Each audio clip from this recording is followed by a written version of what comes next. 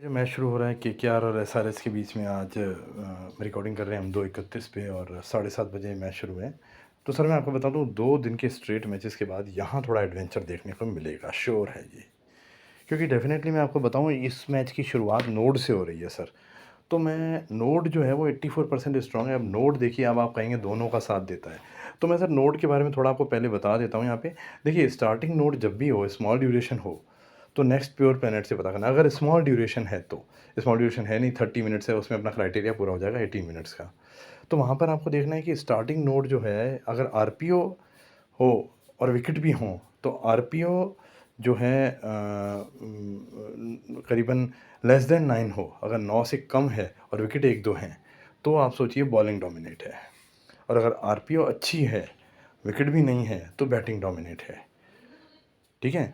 और आरपीओ अच्छी अच्छी है और विकेट नहीं है मगर आरपीओ नीचे चल रही है, तो आप सोचिए बैटिंग सप्रेस्ड है, डोमिनेट बैटिंग ही है और कमबैक करेगी। तो ये 3 कंडीशन आप सोच लीजिए कि देखिए, मैं बता रहा हूँ स्टार्टिंग नोड स्मॉल ड्यूरेशन का है नहीं, जो आप छोड़ सकते हैं। तो 30 मिनट का है, तो यहाँ पे आपको देखना है कि नोड किसको सपोर्ट कर रहा है। आरपीओ 9 से ऊपर चली जाती है यहाँ पे, इतना फायर्स होता है। तो वहाँ पर आपको देखना है कि रन ज़्यादा है या विकेट ज़्यादा है, विकेट 1-2 ही आने चाहिए। तो रन ज़्यादा होंगे तो बैटिंग डोमिनेट हो जाएगी, है ना? और अगर रन नहीं आ रहे हैं और विकेट भी नहीं आ रहे हैं, तो आप सोचिए कि विकेट नहीं जा रहे हैं, रन नहीं आ रहे हैं मगर विकेट नहीं जा रहे हैं, तो बैटिंग सप्रेस्ड है, डोमिनेट बैटिंग ही है। क्योंकि अगर बॉलिंग होती तो विकेट आते और लगातार आते हैं।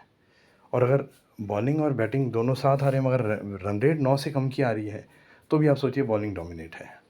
तो ये 3 कंडीशन आपको फॉलो करनी है। वैसे आपको बेसिकली देखना यही पड़ेगा कि बैटिंग ही डोमिनेट कर रही है, अगर हाई आरपीओ से खेलता है तो, नहीं तो विकेट आ जाएँगे। ठीक है दोस्तों? यहाँ पर मैं आपको एक बात बताऊँ कि ये जो नोड जो है ये आधा घंटा चलेगा, 31 मिनट चलेगा। उसके बाद प्योर प्लैनेट है और जो पूरी इनिंग 8-1 से 9-2 के बीच में 90% बी ही है। बी ही डोमिनेट करेगा। उसके बाद भी 9 बजे से 9:20 तक सेकंड इनिंग में चलेगा और 9:20 के बाद डेफ़िनेटली ये 80 से 84, 80, ये 10:33 तक, 10:33 तक। आप सोचिए सेकंड इनिंग का भी 1 घंटा हो गया। 10-12 ओवर उसके भी हो गए, मगर उसके बाद ए कमबैक कर रहा है। बहुत फायर्स 10:33 से 11:02 तक। बहुत बढ़िया ये कमबैक कर रहा है। ये जो कमबैक है, ये रोलर कोस्टर दे सकता है। क्योंकि जो 80% के साथ या 20% के जो जर्क्स हैं, अगर ये पेंडिंग हैं, तो ए की स्ट्रेंथ बढ़ जाएगी, अगर बी आपको सीधा ही शॉट मिल गया है तो। क्योंकि बी ऊपर फायर्स परफॉर्मेंस करेगा, यहाँ पे भी वो बी कंटिन्यू चलेगा। अब मैं आपको एक बात बताता हूँ कि नोड जब शुरू में होता है, तो कई बार वो अपोज़िट परफॉर्मेंस कर देता है, मगर वो हम आपको अपडेट कर देंगे। तो जो अपन को देखना है, जो भी फायर्स परफॉर्मेंस करे शुरुआत में 7:30 से 8:1 के बीच में, शुरुआत में फायर्स परफॉर्मेंस करे, उस पे आ जाना है अपन को। ठीक है दोस्तों? और उस पे कैसे आना है वो अब उस समय देखते हैं कि वो टीम हमें किस पोजीशन में मिलती है। ठीक है? तो यहाँ पर मैं आपको बताता हूँ कि जो ये 10:30 से 11:02 है, ये ए डोमिनेट है और उसके बाद जो फिर से नोड है 11:02 से 11:35, जो वापस बी के सपोर्ट में जा रहा है। तो विनर तो यहाँ पर बी ही है। मगर जो मैं आपको बताऊँ वैदिक हिंट जो है वो दोनों की इक्वल है और टफ़ है, दोनों को सपोर्ट दे रही है।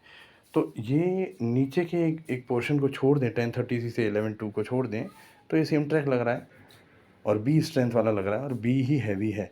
मगर ये जो कल के और परसों के मैचेज़ हैं उनसे अलग है। क्योंकि नोट भी वो दोनों का साथ देता है, आपको एक जर्क भी मामला बता सकता है कि भाई क्या होने वाला है। और आप जब शांति से बैठे हों और आप देखें अगर फेवरेट परफॉर्म कर रहा है, तो आप देखेंगे तो फायर्स परफॉर्मेंस कर रहा है और नीचे आ गए तो एक जर्क भी आएगा, एक विकेट भी आएगा, क्योंकि नोट दोनों का साथ देता है, तो वहाँ पर आपका मामला बन सकता है। और 8-1 से 9-2 के बीच में श्योर कंफर्म हो जाएगा आपको बी। और 90%, 95% नोड स्क्रिप्ट से अलग नहीं जाता है, वो उसी का ज़्यादा साथ देता है जो स्क्रिप्ट में हो। तो ये हम आपको अपडेट कर देंगे उस समय, और आप उस समय देख भी सकते हैं कौन फायर्स परफॉर्मेंस कर रहा है। ठीक है दोस्तों? तो बी पर रहना है और बी छोटा आ जाएगा और ए पर ट्रेडिंग हो सकती है।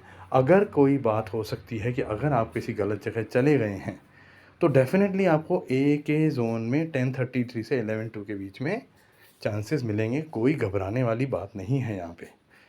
विनर यहाँ पे बी है और कोई डरने वाली बात नहीं है। इनिशियल ले की बात करें तो आप कर सकते हैं, लोअर ऑड्स आएँ और ले कर सकते हैं, मगर आप लिमिट को 25 टू 30%, 30 टू 40% तक ही यूज़ करें उस समय। टुकड़ों में भी। जब आपको कंफर्म हो जाता है उसके बाद आप जो भी कर सकते हैं, ठीक है। तो आप इनिशियली कर सकते हैं क्योंकि नोड है फास्ट परफॉर्मेंस, अगर फेवरेट ने भी की जर्क तो आएगा ही, तो आपको तब तक क्लियर हो जाएगा।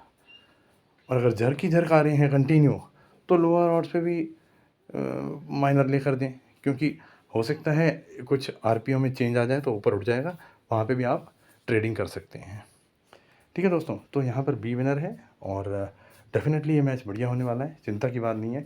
और अगर इंटरफेयर हो जाता है, इंटरफेयर मैं बताऊँ वैसा वर्सा, जैसे 80% का जोन चल रहा है, 90% का जोन चल रहा है बी का, उसी में ए आ गया तो ए का चांसेस और कम हो जाते हैं नीचे, तो आपका डेफिनेटली बी ही विनर होगा। और अगर ए सप्रेस है, ए आ ही नहीं रहा, बी बिल्कुल ही नीचे आ गया, तो वहाँ से ए उठेगा डेफिनेटली और ए बहुत बढ़िया आएगा।